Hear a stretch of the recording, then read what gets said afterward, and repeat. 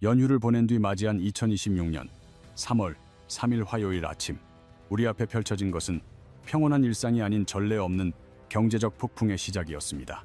이스라엘과 미국의 이란 공습, 그리고 이에 대응하는 이란의 보복 공습이라는 참혹한 뉴스 헤드라인이 온 세상을 뒤덮으며 긴장감을 고조시켰습니다. 전 세계 경기 흐름의 혈관이라 불리는 호르무즈 해협의 긴장감은 이제 더 이상 방치할 수 없는 최고조의 상태에 도달하고야 말았습니다. 만약 당신이 잠에서 깨어 주식창을 켰을 때 화면 전체가 온통 파란색 하락 표시로 물들어 있다면 과연 어떤 기분이 드실까요? 당장이라도 모든 주식을 팔아야 할 것 같은 공포가 머릿속을 스치겠지만, 진짜 시장의 결정권자들은 감정에 휘둘리지 않고 차가운 데이터를 응시합니다. 이미 대한민국 정부는 긴박하게 움직이기 시작했으며, 금융위원장은 긴급회의를 소집하여 시장을 방어할 강력한 카드를 전격적으로 꺼내들었습니다. 그 카드는 바로 100조 원 플러스 알파라는 상상을 초월하는 규모의 자금 투입이며, 이는 우리 경제를 지탱할 최후의 보루와 같습니다. 이 엄청난 숫자가 단순히 시장을 안심시키기 위한 립서비스일지, 아니면 우리가 모르는 거대한 위기의 전조일지 냉정하게 분석해 볼 필요가 있습니다. 오늘 저는 3월 3일 시장 개장 직후에 펼쳐질 두 가지 핵심 시나리오를 통해 여러분의 소중한 자산을 지킬 디테일한 전략을 공유하겠습니다. 정부의 100조 원이 유동성의 방어막을 어떻게 형성할지, 그리고 중동의 불길이 여러분의 포트폴리오에 어떤 경로로 침투할지 상세히 시뮬레이션 해드립니다. 이번 사태의 가장 치명적인 핵심은 단순히 나쁜 소식이 터진 것이 아니라 불확실성이 언제 끝날지 알 수 없는 장기화 국면에 접어들었다는 점입니다. 금융시장이 가장 혐오하는 것은 이미 확정된 나쁜 소식이 아니라 도대체 무슨 일이 벌어질지 알 수 없는 모르는 소식이라는 사실입니다.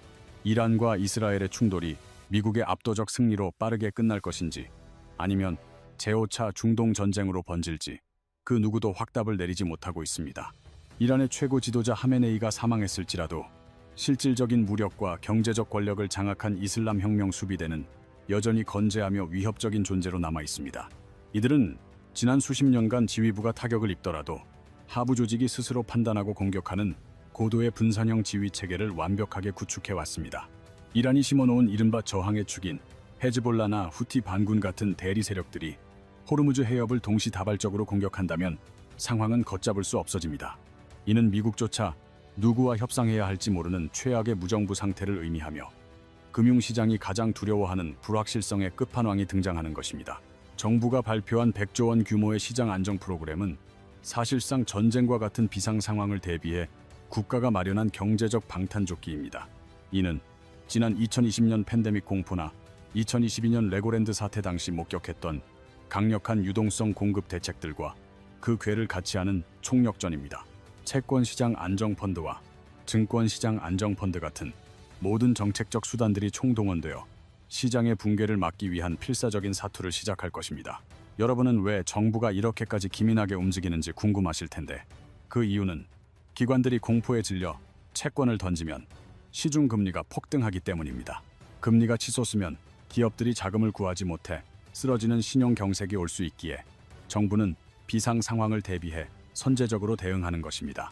특히 이번에 정부가 대책의 신속한 시행을 강력하게 지시했다는 점은 우리가 마주할 시장의 하방 압력이 생각보다 강력할 것임을 시사합니다.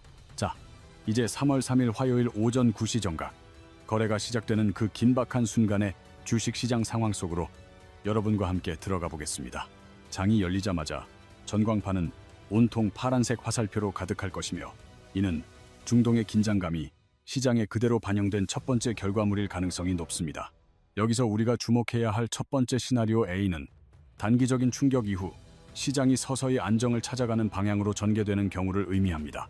이 시나리오가 현실이 되려면 정부가 약속한 100조 원 규모의 거대한 방패가 시장의 패닉을 막아내는 방어막 역할을 제대로 수행해야만 합니다.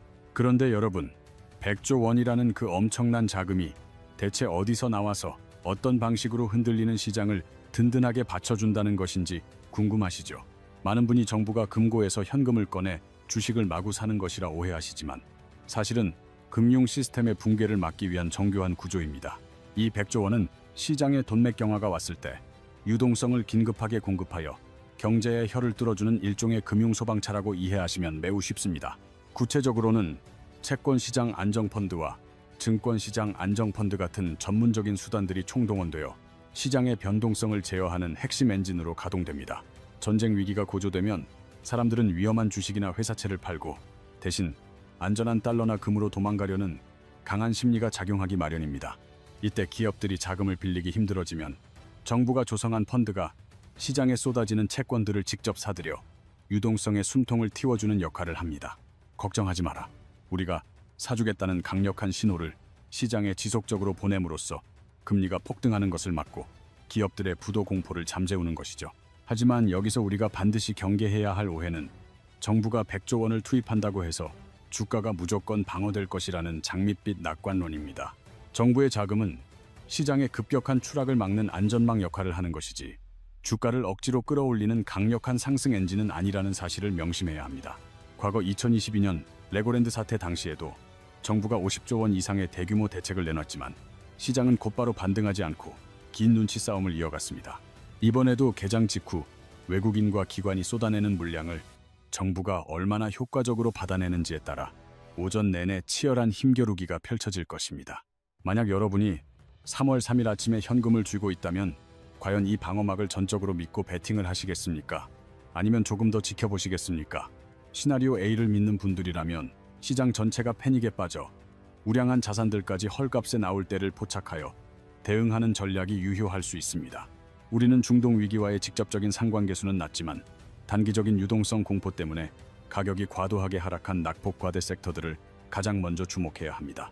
특히 대한민국의 핵심인 반도체나 자동차 같은 대형 수출주들은 여전히 강력한 펀더멘탈을 유지하고 있음에도 지수가 밀리며 함께 하락했을 가능성이 큽니다. 개별 종목을 선택하는 것이 다소 위험하게 느껴진다면 해당 업종 전체의 회복력을 믿고 분산 투자할 수 있는 ETF를 활용하는 것이 훨씬 안전한 선택입니다. 하지만 이러한 시나리오 A의 전략은 어디까지나 현재의 중동 분쟁 상황이 국제사회의 통제 가능한 범위 내에 머물러 있을 때만 유효한 대응책입니다. 만약 중동의 불길이 우리가 예상한 방어선을 넘어 걷잡을 수 없이 확산된다면 우리는 정부의 100조 원 방패마저 뚫어버릴 시나리오 B를 대비해야 합니다. 시나리오 B는 전 세계 원유 물동량의 20%가 통과하는 호르무즈 해협이 실제로 장기간 봉쇄되어 에너지 쇼크가 전 세계를 강타하는 최악의 상황입니다. 좁은 해협의 길목에 유조선들이 갇히거나 아예 진입조차 못하는 상황이 벌어진다면 이는 단순히 기름값이 오르는 수준을 넘어 우리 경제 엔진의 정지를 의미합니다. 정부가 비축유를 방출하는 등의 단기 처방을 내놓겠지만 해협 봉쇄가 장기화된다면 국제 유가는 배럴당 120달러에서 150달러를 향해 수직 상승할 것입니다. 유가가 폭등하는 순간 우리가 마주하게 될 첫 번째 도미노는 바로 물가이며 인플레이션의 터널을 겨우 빠져나오려던 우리에게 다시 강력한 압박으로 다가옵니다. 물류비가 오르면 우리가 먹는 밥상 물가부터 공장에서 생산되는 모든 제품의 가격까지 도미노처럼 상승하며 실물 경제 전반에 막대한 타격을 입히게 됩니다. 하지만 진짜 무서운 두 번째 도미노는 금리로 물가가 다시 불붙기 시작하면 시장이 기대하던 하반기 금리 인하의 희망은 완전히 사라지게 될 것입니다. 중앙은행은 치솟는 물가를 잡기 위해 금리를 내리기는커녕 오히려 더 올려야 할지도 모른다는 공포가 시장의 결정권자들을 지배하며 패닉을 유도할 것입니다. 주식시장 입장에서 이는 경기 침체는 깊어지는데 물가는 계속 오르는 이른바 스태그플레이션의 어두운 그림자가 우리 경제를 통째로 집어삼키는 상황입니다. 3월 3일장이 열리고 유가가 폭등하고 있다는 속보가 실시간으로 쏟아진다면 시장은 정부의 대책보다 유가 차트의 움직임에 더 민감하고 공포스럽게 반응할 것입니다. 이런 혼돈의 시나리오 속에서 현명한 결정권자들은 감정에 휘둘려 모든 자산을 내던지는 대신 진짜 돈의 흐름이 어디로 숨어드는지 지도를 펼쳐야 합니다. 우리는 정부가 발표한 100조 원 플러스 알파라는 거대 자금이 3월 3일 아침부터 구체적으로 어디를 향해 흘러갈 것인지를 면밀히 추적해 보아야 합니다. 정부의 최우선 목적은 단순히 주가를 부양하여 수익을 내는 것이 아니라 금융 시스템 전체가 마비되어 붕괴되는 최악의 사태를 막는 시스템 방어에 있습니다. 여기에 결정권자들을 위한 거대한 힌트가 숨어 있으며 우리가 가장 먼저 주목해야 할 곳은 바로 경제 시스템의 가장 약한 고리인 신용의 끝단입니다. 환율이 1,500원을 돌파하고 금리가 치솟는 상황에서 가장 먼저 비명을 지르게 될 대상은 재무구조가 취약한 중소기업이나 한계 기업들이 될 것입니다. 정부의 자금은 이들의 채권을 매입하거나 대출 연장을 지원하며 신용 경색의 파급을 막는 데 집중될 것이며, 이는 우량 기업과의 격차를 벌리는 시발점이 됩니다. 진짜 결정권자라면 환율과 금리가 동시에 치솟는 극한의 위기 상황에서 가장 먼저 금융 시스템의 끝단인 신용의 흐름을 날카롭게 포착해야 합니다. 환율이 500원을 넘어서고 시중 금리가 폭등할 때 재무 구조가 취약한 중소기업이나 한계 기업들은 가장 먼저 고통스러운 비명을 지르게 될 것입니다. 정부가 준비한 100조 원의 거대 자금은 바로 이러한 위기 기업들의 채권을 사주거나 대출 만기를 연장해 주어 신용 경색을 막는 데 집중됩니다. 이는 시장에서 겨우 연명하던 좀비 기업들과 압도적인 현금 동원력을 가진 진짜 우량 기업 사이의 격차가 벌어지는 결정적인 시점이 온다는 의미입니다. 진정한 결정권자라면 단순히 우량주를 사는 것이 아니라 경쟁사들이 쓰러질 때 시장 점유율을 통째로 흡수할 압도적 현금 창출력을 가진 일위에 집중해야 합니다. 정부의 자금 지원이 부실한 경쟁사들을 잠시 연명시킬 수는 있어도 이미 기울기 시작한 시장의 판도를 근본적으로 바꾸지는 못하기 때문입니다. 우리가 주목해야 할 두 번째 핵심 전략은 국가기관 산업의 강제적 밸류업으로 정부가 운영하는 시장 안정펀드의 움직임을 정확히 읽는 것입니다. 정부가 증권시장 안정펀드를 가동할 때 변동성이 크고 리스크가 높은 테마주를 매수하는 일은 절대 일어나지 않는다는 점을 명심해야 합니다. 지수를 방어하기 위해 시가총액이 크고 배당 수익률이 탄탄하며 무엇보다 망할 경우 국가 기능이 멈추는 핵심 섹터들을 우선적으로 사들이게 됩니다. 특히 주가순자산 비율인 PBR이 0.8배 이하로 떨어진 금융주, 지주사, 그리고 에너지 유틸리티 섹터들이 정부 방어선의 최전선이 될 가능성이 매우 높습니다. 500원이라는 공포 속에서 외국인이 던지는 국가 기반 자산들을 정부가 받아낼 때 여러분은 그 흐름에 올라타 국가와 함께 베팅해야 합니다. 세 번째 포인트는 공급망의 탈중동 시뮬레이션으로 호르무즈 해협이 위태로워지는 순간 전 세계 에너지 공급망은 뿌리째 흔들리는 격변을 겪게 됩니다. 이때 단순히 기름값이 오른다고 판단하는 것은 하수이며 진짜 결정권자들은 에너지 독립과 직결된 인프라 섹터의 거대한 변화를 예리하게 관찰합니다. 원자력 발전, 해상 풍력, 그리고 북미나 호주 등 비중동 지역의 자원 개발권을 보유한 섹터들이 장기적인 패권과 수익의 중심에 서게 될 것입니다. 환율이 500원을 위협할수록 중동 의존도를 낮추려는 국가적 프로젝트들은 멈추는 것이 아니라 생존을 위해 오히려 더욱 가속화될 수밖에 없습니다. 3월 3일장이 열리고 에너지 안보 섹터들이 지수 하락폭보다 훨씬 적게 빠진다면 거기가 바로 새로운 주도주가 탄생하는 역사적인 지점입니다. 이제 우리는 정부의 방어막이 성공하는 시나리오 A와 에너지 쇼크가 모든 것을 삼키는 시나리오 B를 모두 심도 있게 분석해 보았습니다. 무작정 매도 버튼에 손을 올리기 전에 제가 제시하는 결정권자를 위한 3대 체크리스트를 통해 우리 경제의 건강 상태를 먼저 진단해야 합니다. 첫 번째 체크리스트는 바로 환율의 변동폭이며 3월 3일 화요일 오전 개장 직후 원달러 환율이 직전 거래일보다 얼마나 튀어오르는지 확인하십시오. 정부의 100조 원 투입 예고에도 불구하고 환율이 1% 이상 급등하며 안정을 찾지 못한다면 외국인들이 한국을 위험 지역으로 분류했다는 뜻입니다. 결정권자를 위한 두 번째 체크리스트는 국제 유가의 실시간 움직임과 이에 반응하는 에너지 섹터의 주가 흐름을 아주 면밀하게 분석하는 것입니다. 만약 유가가 배럴당 100달러를 돌파했음에도 관련 에너지 ETF가 강하게 반등하지 못한다면 시장은 비용 부담을 훨씬 더 크게 보고 있는 신호입니다. 이럴 때는 에너지 관련 자산을 성급하게 추격 매수하기보다는 리스크 관리에 집중하며 전체적인 포트폴리오의 안정성을 확보하는 자세가 반드시 필요합니다. 세 번째 체크리스트는 국채 금리의 추이이며 정부가 100조 원을 풀기로 결정한 핵심적인 이유가 바로 이 채권 시장을 안정시키기 위함임을 기억하십시오. 만약 국채 금리가 안정세를 찾는다면 정부의 방어막이 제대로 작동하고 있다는 뜻이며 주식 시장도 오전의 하락분을 오후에 만회할 가능성이 커집니다. 하지만 금리가 계속 치솟는다면 정부의 100조 원 대책조차 시장의 거대한 공포를 이기지 못하고 있다는 아주 위험한 신호로 받아들여야만 합니다. 폭풍우가 몰아칠 때는 배를 빨리 몰아서 항구를 빠져나가는 것이 중요한 게 아니라 백을 깊게 내리고 배가 뒤집히지 않게 버티는 것이 우선입니다. 위기의 시기에는 수익률 10%를 더 내는 것보다 내 자산의 원금을 5% 덜 잃는 방어적 태도가 장기적으로 훨씬 더 큰 수익으로 돌아옵니다. 많은 분이 현금화를 고민하시지만 전략적인 현금 비중 유지는 폭락장에서 보석 같은 자산을 줍기 위해 장전해둔 가장 강력한 실탄이 될 것입니다. 정부의 방어막이 시장의 바닥을 확인시켜주는 결정적인 순간에 여러분이 쥐고 있는 그 현금은 향후 가장 강력한 수익의 씨앗이 되어줄 것입니다. 오늘 내용을 요약하자면, 첫째로 3월 3일 개장은 정부의 100조 원 방패와 중동 에너지 쇼크 사이의 치열한 힘겨루기가 될 것임을 명심하십시오. 둘째로 환율과 국채 금리를 우리 경제의 실시간 심박수라고 생각하고 체크하며 정부 대책이 실제로 시장을 안정시키는지 그 약효를 먼저 확인해야 합니다. 셋째로 공포에 질려 모든 자산을 내던지는 패닉 셀링은 금물이며 변동성을 견뎌내고 시장 안정 시 반등할 낙폭 과대 우량 섹터를 공략할 준비를 하십시오. 경제는 결국 고도의 심리 게임이기에 남들이 공포에 질려 눈을 감을 때 차분하게 눈을 뜨고 지표를 읽는 사람만이 자신의 자산을 지킬 수 있습니다.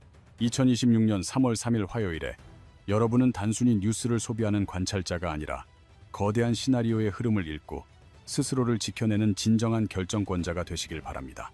시장의 변동성에 일희일비하기보다는 차가운 데이터와 명확한 시나리오를 바탕으로 여러분의 소중한 자산을 끝까지 안전하게 수호하시길 진심으로 응원하겠습니다.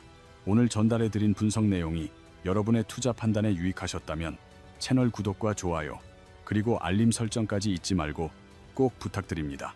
다음 영상에서는 이번 중동 사태 이후 급격하게 변화할 글로벌 공급망의 재편 과정과 그 속에서 새롭게 떠오를 차세대 주도 섹터를 깊이 있게 다루겠습니다. 여러분의 클릭 한 번이 더 깊이 있고 정교한 시장 분석 콘텐츠를 만드는데 큰 힘이 된다는 사실을 기억해 주시면 대단히 감사하겠습니다. 지금까지 여러분의 성공적인 투자 파트너 우리였습니다. 혼돈의 시장 속에서도 흔들리지 않는 판단으로 승리하시길 바라며 시청해 주셔서 감사합니다.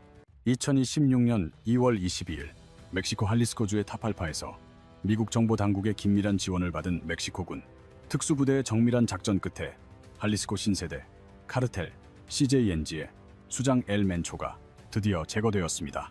본명이 네메시오 루벤 오세게라 세르반테스인 그는 미국 국무부가 체포 정보에 무려 1,500만 달러의 현상금을 걸었을 만큼 전 세계에서 가장 위험한 인물 중 한 명으로 꼽혀왔습니다. 작전 중 입은 부상으로 멕시코 시티로 이송되던 도중 사망한 그의 최후는 모든 뉴스 헤드라인을 장식하며 마치 거대한 범죄 영화의 엔딩처럼 전 세계로 타전되었습니다.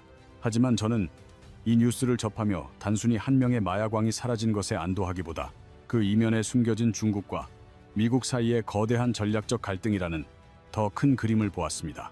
오늘 우리는 일반적인 뉴스에서는 다루지 않는 펜타닐이라는 치명적인 마약이 어떻게 초강대국 간에 보이지 않는 화학전쟁과 복잡하게 얽혀 있는지 그 실체를 낱낱이 파헤쳐 보려 합니다. 전 세계를 공포로 몰아넣은 이 무시무시한 조직의 수장 엘 멘초는 사실 멕시코 미초아칸주의 가난한 농촌 마을 아길리아에서 아보카도를 재배하던 평범한 농부 출신이라는 의외의 과거를 가지고 있습니다. 가난 때문에 초등학교 5학년을 중퇴하고 밭일을 돕던 그는 1980년대에 더 나은 삶을 꿈꾸며 미국으로 불법 이민을 떠났지만 그곳에서 그를 기다린 것은 마약 유통이라는 어둠의 유혹이었습니다.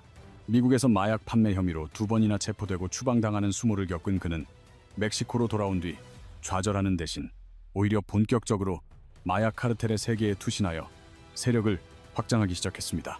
2010년경 기존의 밀레니오 카르텔이 분열되는 혼란을 틈타 그는 자신만의 군대인 CJNG를 창설했으며 이 조직은 곧 멕시코에서 가장 잔혹하고 강력한 세력으로 성장하게 됩니다.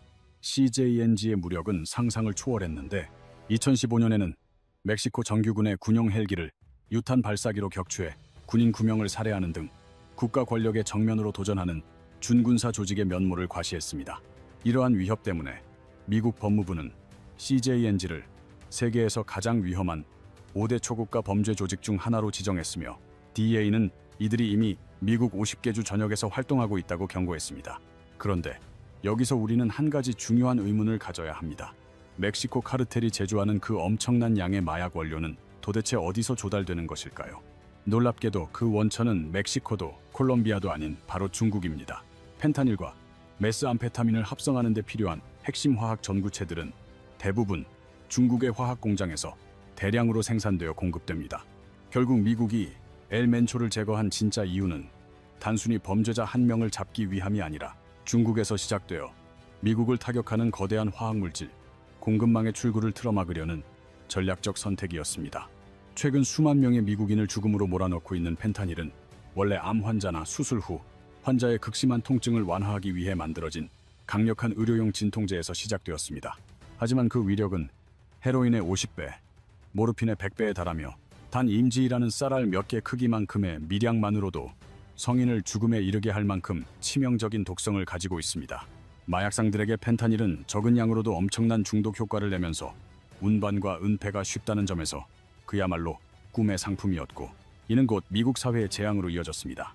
CDC 통계에 따르면 펜타닐 과다 복용으로 인한 사망자는 2022년에 약 74,000명, 2023년에도 73,000명에 달하며 미국 내 젊은 층의 사망 원인 1위를 차지하는 비극을 낳았습니다. 이는 10년이 넘는 베트남 전쟁 기간 발생한 미군 사망자 수 58,000명을 단 1년 만에 훌쩍 뛰어넘는 수치로 미국 사회가 이를 단순한 중독 문제를 넘어선 화학 전쟁으로 간주하는 이유입니다. 실제로 트럼프 행정부는 이 사태를 국가 안보 위협으로 규정하고 펜타닐과 그 전구체들을 대량 살상 무기 EWMD로 지정하는 등 강경한 대응을 예고해 왔습니다.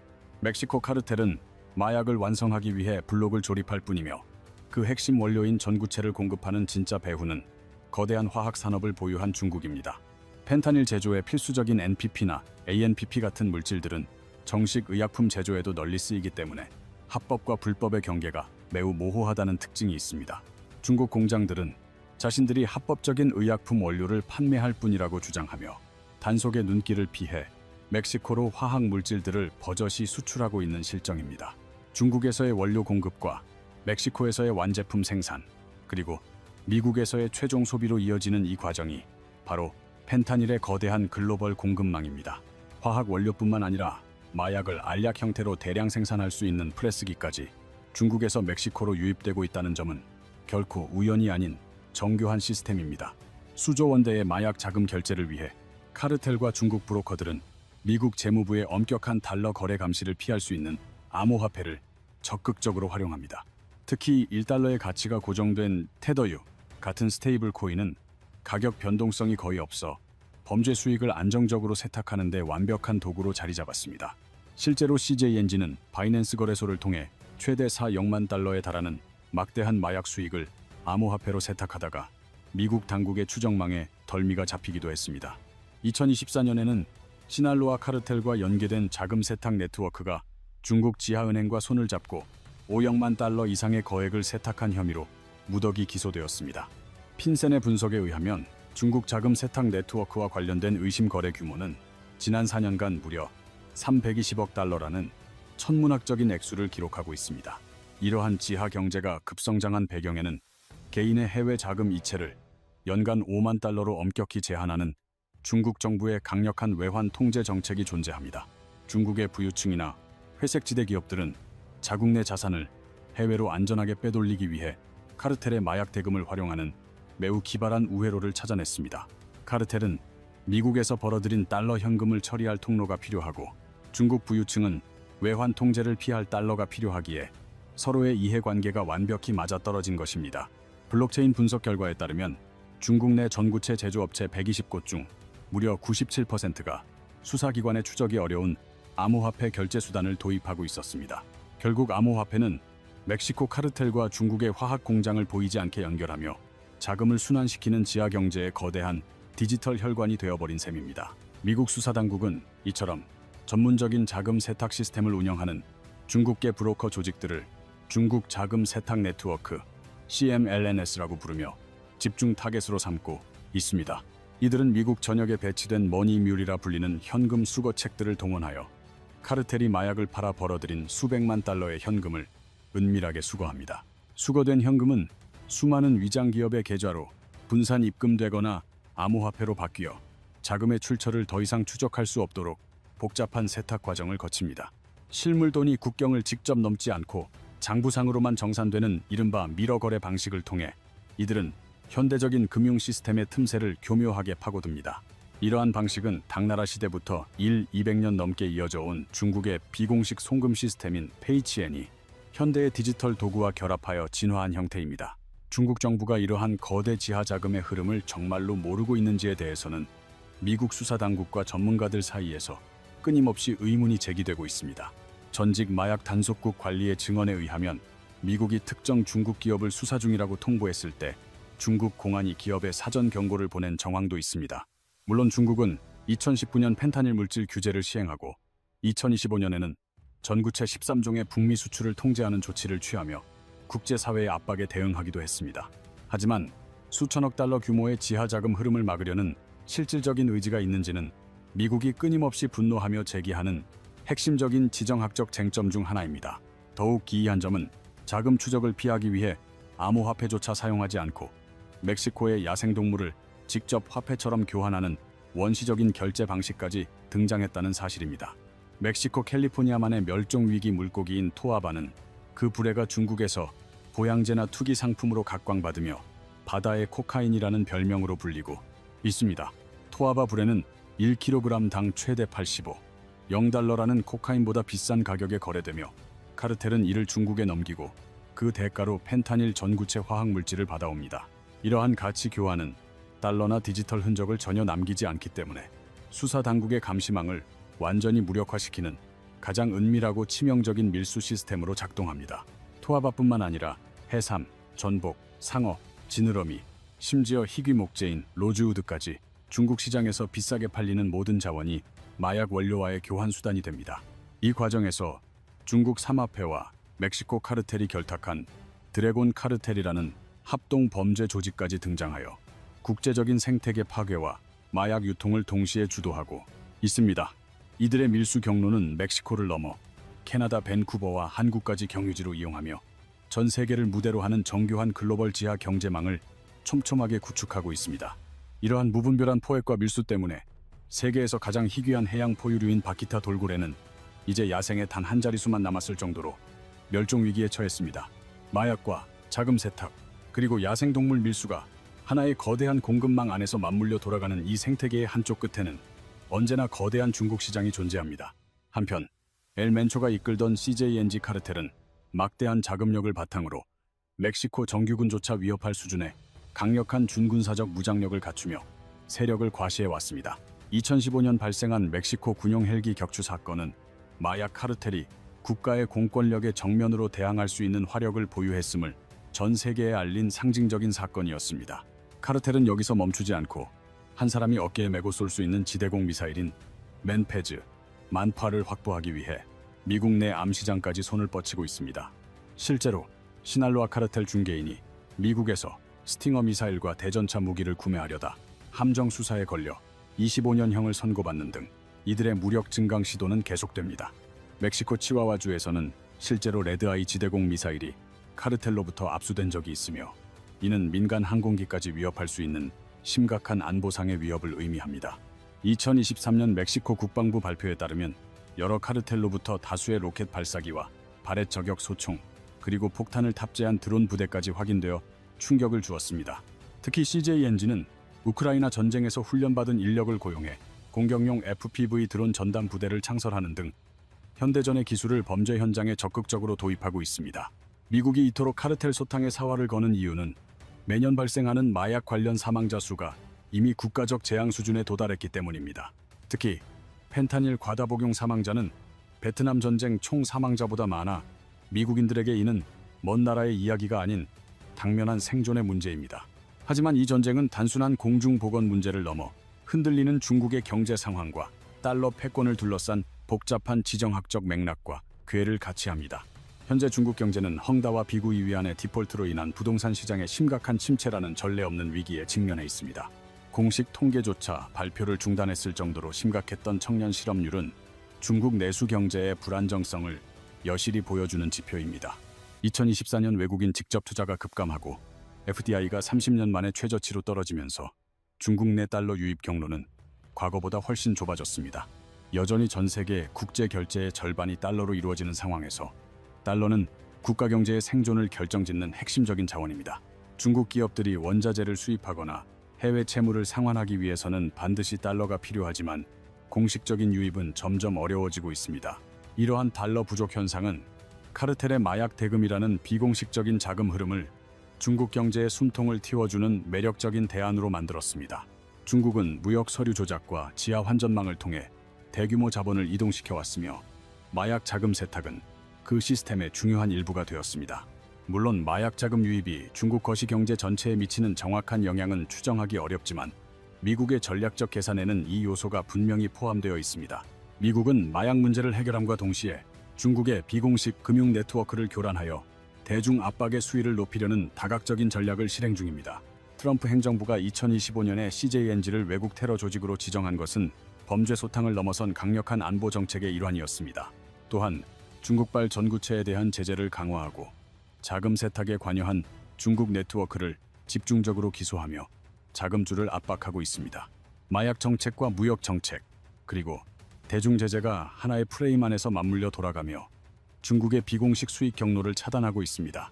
이러한 거대한 압박 속에서 2026년 2월 22일 멕시코 타팔파의 작전은 엘멘초라는 상징적인 인물을 역사의 뒤안길로 보냈습니다. 미국 정보기관이 제공한 정밀한 위치 정보는 멕시코군 특수부대가 마약왕의 은신처를 정확히 타격할 수 있었던 결정적인 열쇠였습니다. 그러나 엘멘초의 죽음이 곧 CJNG의 붕괴를 의미하지는 않는데 이 조직은 이미 철저하게 분권화된 구조를 갖추고 있기 때문입니다. DEA는 CJNG의 운영 방식을 프랜차이즈 비즈니스 모델이라고 부르며 수장이 사라져도 개별 조직이 자생할 수 있음을 경고했습니다. 각 반독립적 그룹들은 본부의 수익을 상납하면서도 조달과 생산, 유통은 독자적으로 수행하는 유연하고 끈질긴 생명력을 보유하고 있습니다. 엘멘초의 사망 직후 CJNG는 멕시코 전역 20개 주에서 차량 방화와 도로 봉쇄를 자행하며 자신들의 조직이 여전히 건재함을 무력으로 입증했습니다. 미국은 이러한 저항을 예상했기에 수뇌부를 제거하는 킹핀 전략과 더불어 카르텔의 자금줄을 완전히 말려버리는 금융 차단 전략을 병행하고 있습니다. 그 핵심 도구인 SDN 리스트는 여기에 이름이 오르는 순간 미국의 금융 시스템에서 영구히 퇴출되어 전 세계 달러 거래가 불가능해지는 경제적 매장을 의미합니다. 미국은 2021년 발효된 행정령만 4059를 근거로 펜타닐 전구체를 불법 수출하는 중국의 화학기업들을 정밀 타격하여 제재 리스트에 올리고 있습니다. 2024년 잠시 주춤했던 중국 관련 마약 제재는 2025년 트럼프 행정부의 출범과 함께 다시 대폭 강화되며 양국 간의 갈등을 최고조로 끌어올렸습니다. 광저우 텅위의 화학과 같은 거대 기업들이 형사 기소와 동시에 SDN 리스트에 등재되면서 중국 화학 산업의 불법 수익 경로는 급격히 위축되었습니다. 이와 동시에 미국은 멕시코를 향해서도 펜타닐 유입 차단을 명분으로 강력한 관세 압박이라는 경제적 카드를 꺼내들어 전방위적인 압박을 가하고 있습니다. 2025년 2월 트럼프 정부는 펜타닐 단속 미비를 근거로 멕시코산 제품에 25%의 추가 관세를 전격 부과하며 멕시코 경제에 심대한 타격을 주었습니다. 이 관세는 같은 해 7월에 30%까지 인상되었고 USMCA 혜택을 받지 못하는 수많은 멕시코 수출 상품들이 가격 경쟁력을 상실하며 위기에 처했습니다. 이에 쉐인바움 대통령은 전임 정부보다 훨씬 공격적인 카르텔 소탕 작전에 나섰으며 이번 엘멘초 제거 작전 역시 이러한 압박의 결과물이었습니다. 결국 현재의 상황은 마약 정책과 무역 전쟁 그리고 대중 제재가 하나의 거대한 전략적 프레임 안에서 정교하게 맞물려 돌아가는 형국입니다. 우리는 이제 이 사태를 단순한 범죄 뉴스가 아니라 금융과 외교가 결합된 초국가적인 화학 전쟁의 관점에서 바라보아야 할 때입니다. 비록 불법 전구체 거래가 중국 전체 경제에서 차지하는 비중은 미미할지라도 미국은 이를 중국의 비공식 금융망을 흔드는 전략적 약점으로 활용합니다. 평범한 아보카도 농부에서 전 세계를 떨게 한 마약왕이 된 엘멘초의 일생은 글로벌 공급망의 어두운 이면을 상징적으로 보여줍니다. 한 명의 독재적인 수장은 사라졌지만 분권화된 조직과 거대한 지하 경제 시스템은 여전히 새로운 국면을 맞이하며 끈질기게 생존을 도모할 것입니다. 마약과 자금, 세탁, 그리고 야생동물 밀수가 하나의 유기적인 생태계로 연결되어 있음을 이해하는 것이 이 거대한 퍼즐을 푸는 시작입니다. 총성 없는 이 경제전쟁은 지금 이 순간에도 우리 사회의 안전과 글로벌 금융 시스템의 질서를 뒤흔들며 계속되고 있습니다. 엘멘초의 종말은 끝이 아니라 21세기 거대 강대국들이 그림자 속에서 벌이는 거대한 지정학적 격돌의 한 장이 마무리된 것뿐입니다. 오늘 저와 함께 마약왕의 최후 이면에 숨겨진 거대한 진실을 탐구해 주셔서 진심으로 감사드리며 앞으로도 깊이 있는 통찰로 찾아뵙겠습니다. 이 영상이 유익하셨다면 좋아요와 구독, 그리고 알림 설정을 통해 다음번에도 더욱 흥미로운 세계의 이면을 가장 먼저 확인해 보시기 바랍니다.